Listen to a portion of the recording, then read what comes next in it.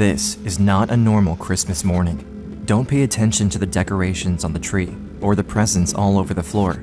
Instead, look at the woman's face. She isn't smiling at all. Now, look closer at her shirt. It says, "Find Jessica." This is Monica Lukasavage, and her 13-year-old daughter Jessica has been missing for over 3 months. September 15th, 1995. Jessica's dad picks her up for a scheduled weekend visit, but 2 days later, she disappears. Her family gets a letter from her saying she ran away and she's in a safe place, but her mom knows right away that something is very wrong.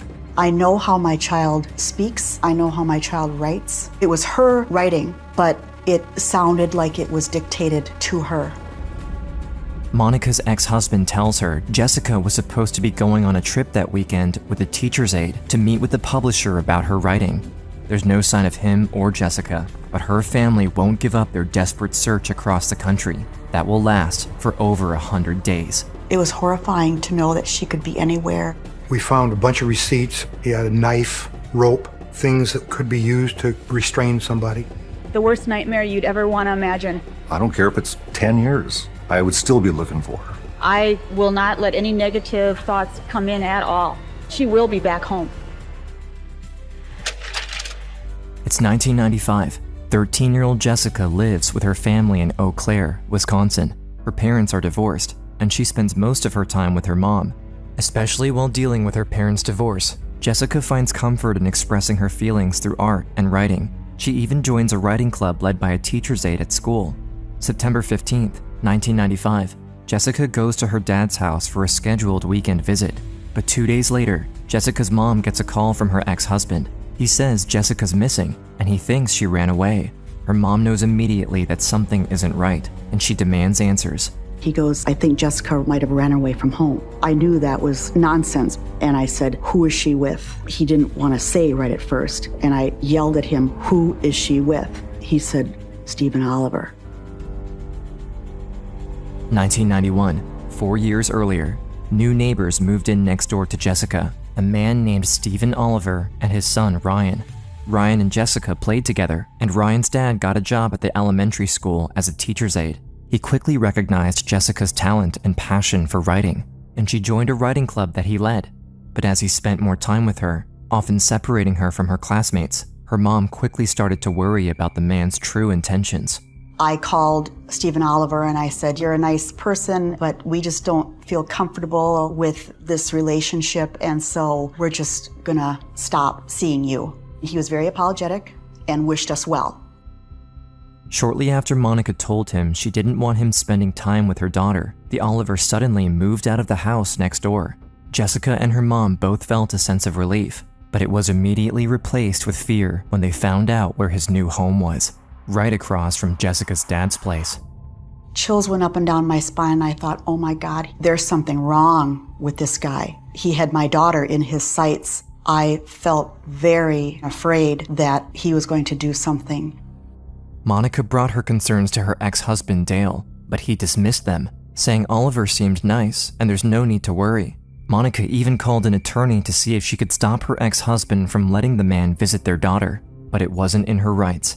In September of 1995, her worst nightmare comes true. Dale says Stephen Oliver was taking Jessica to get her writing published, and they needed to meet with the publisher in Madison, Wisconsin, but they didn't come back.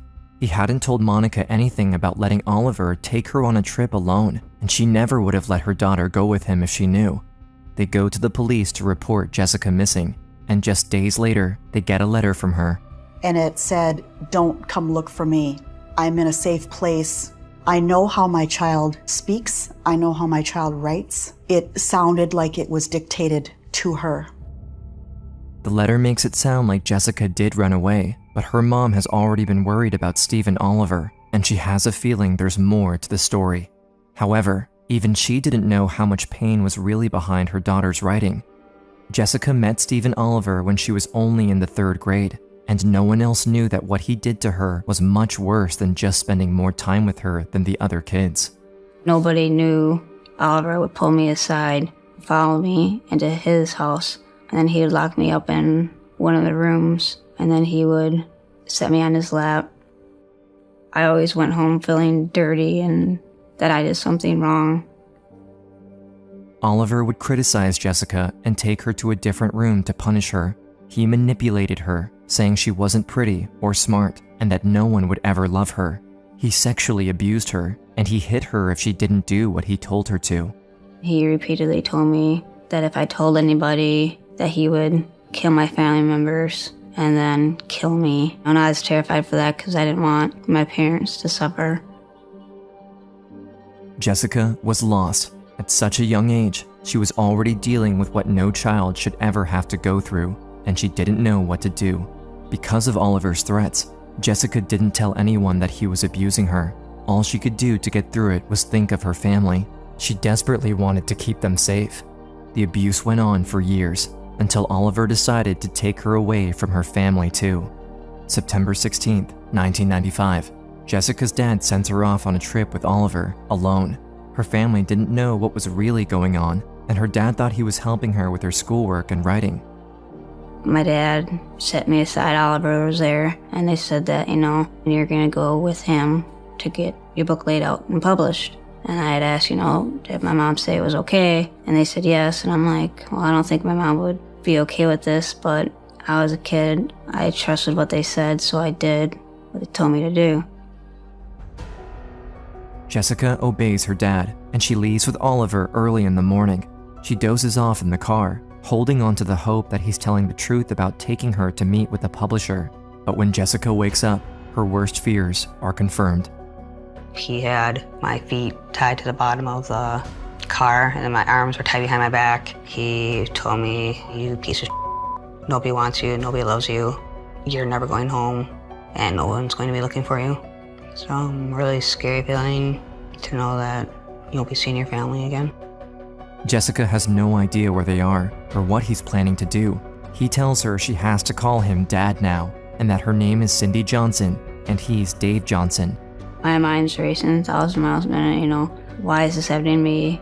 What is he going to do to me? Is he going to kill me? While Jessica is desperately trying to figure out what to do, they pull up to the parking lot of an airport. Suddenly, Oliver takes out a knife. At the time, airport security was nothing like it is today, and he's able to bring a weapon in easily, threatening Jessica at every moment. There was no security, there's no surveillance cameras, there's no metal detectors. So he had a knife to the back of me the whole entire time. No one even knows about Jessica's disappearance yet, but at such a public place, she's still hoping someone might notice her and question what's going on. Even if just one person steps in, it could make all the difference. But her hope quickly fades as they walk through the airport.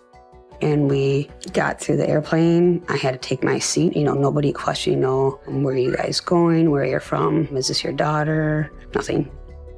None of the strangers around have any clue how much danger she's in. And as the flight takes off, the only thing Jessica can do is think of her family, wondering if they'll be able to find her. Back in Eau Claire, police rush to Stephen Oliver's house.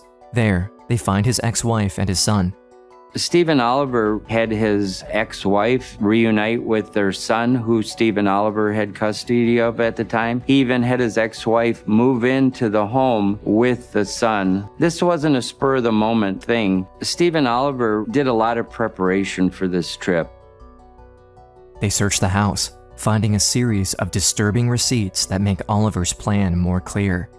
He had made several purchases that we were able to find, some duct tape, I believe it was, rope. He had a knife, things that could be used to restrain somebody. He was clearly setting this whole thing up to abduct her. Investigators interview Stephen Oliver's neighbors, co-workers, anyone connected to him to get as much insight as possible. The search for Jessica grows quickly. Her family works to spread her name and face everywhere, putting up posters, doing TV interviews, and more. As days go by with no more letters or communication from Jessica, they refuse to give up. I will not let any negative thoughts come in at all. She will be back home. As news spreads, new leads come in. Police get tips about possible sightings, but nothing pans out. Months go by without any news about Jessica. With winter approaching, her family is terrified he might be hiding her somewhere without any heat. But in November 1995, there's a breakthrough. Police find Oliver's car at the Kansas City airport. After the discovery of the car, There's renewed hope that they could trace Oliver and Jessica, but it's short-lived. You could get on an airplane by just saying you're Joe Smith. So checking the rosters of those flights didn't come up with anything of any consequence. It was horrifying to know that she could be anywhere because it's a big world out there. While her family is searching all over, Jessica is far from home. After their flight, Stephen Oliver gets supplies to disguise the two of them. He even cuts Jessica's hair and dyes it a dark color so people won't recognize her. Then, he takes her to a nearby hotel, and when they go up to the front desk, he makes up a story using their fake identities of father and daughter, Dave and Cindy Johnson. Oliver was great at telling stories. We gave him the sob story. Well, we're moving down south to start a new life, and Cindy's really sad and has been having a hard time dealing with the death of her mom and her twin brother in the car accident. They believe his story, and they give them a room. But Oliver quickly grows paranoid of being found, and he often looks outside, scanning the parking lot for any Midwestern license plates. He gets nervous, and they move to another hotel. He tells them the same story, and he says he's going to be homeschooling his daughter, so she won't be leaving the hotel room much. To Jessica's horror, part of the hotel needs renovations, and they give them a room in the back in a section that's not open to the public. Now, instead of being close to other guests who might be able to help, there's no one around, and nobody can hear her from the room. The first time I went into the hotel room, it's really dark, scary, it's dusty, there's cockroaches everywhere. It's just really gross. In the middle of the night, after I knew that Oliver was asleep, I would cry. I knew it was serious and that I wasn't going to be returning home to my family. Jessica is terrified. As soon as Oliver leaves the room, she tries to escape, but she quickly discovers she can't get out because the room is locked from the outside. I couldn't get out. I couldn't run away. The key, he always had that with him. He's like, I will kill you and I will stab you. And there wasn't a, doubt in my mind that he wouldn't do that because he had stabbed me before. Oliver has already hurt Jessica in the past, but even with his threats, she won't give up. She notices the rotary phone in their room, and when he steps out again, she runs over to it. He might walk back in the room at any minute and punish her if he sees what she's doing, but she's willing to risk it for the chance to call for help. I'm trying to dial my phone number, and it just didn't work. I'm like, I know what my phone number is. I found out that Oliver was able to rewire it, so then if you were to dial 5, it could be a 6, dial 7, it could be a 4. So there was no way that I was going to be making a phone call to anybody. Jessica can't call anyone, and she can't get out of the room either. She's running out of options, and there's no escape. All she can do is try to picture herself back with her family. She desperately hopes they'll be able to find her, but the longer she spends in the hotel room, the harder it is. All I would think about was that he was right, that I was stupid because I couldn't even figure out how to call my mom on my phone. I didn't think that I would ever see my family again. As days turn to weeks, and weeks turn to months, Jessica's hope starts to crumble. Oliver is constantly abusing her, sexually, physically, and emotionally. I was never allowed to leave the room. I spent most of the days tied up to the bed into the hotel room. I wasn't allowed to eat whenever I wanted to because I was fat and ugly, so the only time I was allowed to eat was if he gave me food, and if I deserved food, then I could eat. I was beaten really hard in the stomach by his fist that I could barely even walk. And it hurt the worst when he said that my parents and my family and friends didn't love me or didn't want me anymore. And it was really hard. He continues to call her Cindy Johnson, and after all the pain she's been through, Cindy is starting to become her identity. Every time she tries to remember her past, Oliver hurts her more, and the loving, happy young Jessica is fading away. She's not only losing hope that she'll escape alive, but she's also losing her true self. Every day you're listening to, you're worthless, you're damaged good, you begin to believe it. I didn't know that my name was Jessica. I knew that my parents and my friends are looking for me, but the images of them is kind of faded. While Jessica is being brainwashed by her captor, her family refuses to give up. The thought that they might see Jessica again someday keeps them going, and every day they try to think of more ways they can help in the search. They're able to get Jessica's picture on billboards and posters on the back of semi-trucks, spreading her story across the country. Various TV shows and publications pick up on the story too, including the massively popular America's Most Wanted series, hosted by John Walsh, who lost his own son after an abduction. The show seeks help from the public to find criminals, and the manhunt for Stephen Oliver grows. Monica leans on her brother for support, and he gives his all to find Jessica too. My brother Steve was phenomenal, isn't even the word for it. He worked tirelessly on trying to find Jessica. We did a lot of praying and hoping. Everybody poured their hearts into it. I wouldn't have given up. I don't care if it's 10 years. I would still be looking for her. I always felt she was alive, and I was trying to send my strength prayerfully to her. I prayed all the time, had the courage and strength and hope that my family would find me and bring me home. Even though Jessica's identity is fading, when she prays, she can feel the connection to her family. Jessica also remembers something her mom used to tell her that gives her strength to keep going. I knew that my family back in Wisconsin would be looking for me because my mom had mentioned that if anything bad would happen to myself and my brothers, that she would find us. Thinking about home and being back with my family was enough to keep me alive. Christmas Day, 1995. Monica is trying to hold it together and celebrate Christmas with her other kids. But after more than 3 months of searching for her daughter, the emotional toll is weighing heavily on her family. It was heartbreaking waking up on Christmas morning and she wasn't there. There was no joy, there was no smiles, there was no happiness. To think of your innocent baby in that kind of predicament where she's helpless and it's really hard for a mother to live with that. Jessica's mom is heartbroken. She knows that the more time passes, the less likely it is that they'll find her alive. But even over the holidays, she's still thinking of anything else she could do to find her. December 28th, 1995, 104 days after Jessica went missing, FBI investigator Jerry Southworth gets a call that changes everything.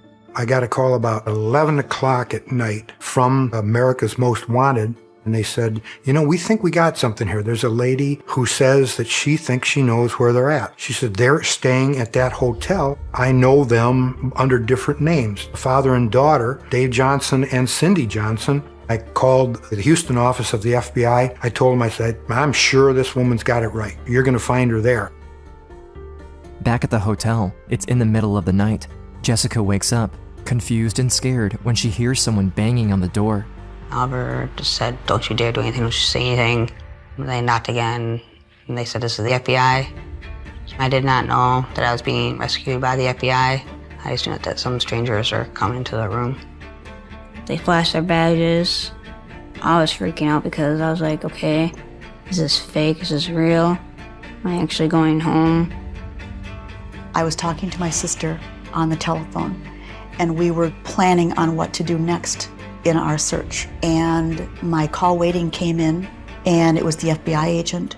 We got Jessica and we got Steve. She's in one squad car, and he's in the other. Those few words changed our lives completely.